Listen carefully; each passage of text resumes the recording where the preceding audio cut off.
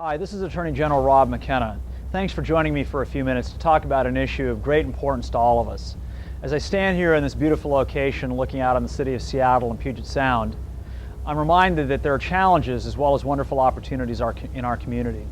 One of the great challenges we face is the rising tide of organized street crime led by gangs, gang members perpetrating violence throughout the Seattle area and throughout our state. Earlier this week, I was in Yakima talking to them about the rising tide of gang violence there. And I've talked about it in communities such as Tacoma, Seattle, all over the state.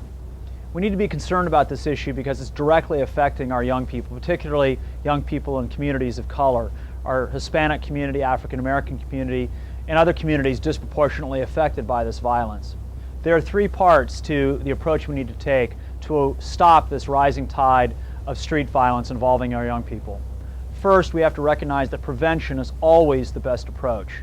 Prevention means providing opportunities for kids that make being off the street, being involved in programs like the Boys and Girls Club, a more attractive alternative than the lure of the gang or gangster lifestyle. Secondly, where we start to see them going in the right direction, we need to intervene to bring them into programs offered by the Boys and Girls Clubs, the Parks and Recreation Department, the YMCA, and others, but to actively reach out and mentor them, again, to give them an alternative that's much better than the gang lifestyle.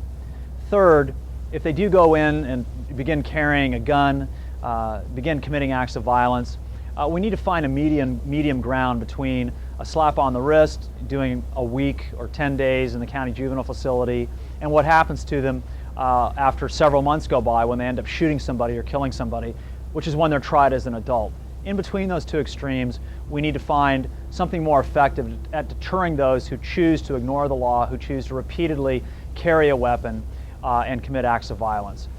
Putting our young people in state prison is the most extreme thing we do, but then again, it's also extreme not to send them a strong message by treating those early offenses too lightly. Let's find that middle ground, let's save our young people, and let's get them going in the right track. Thanks very much for spending a few minutes with me to talk about this important issue.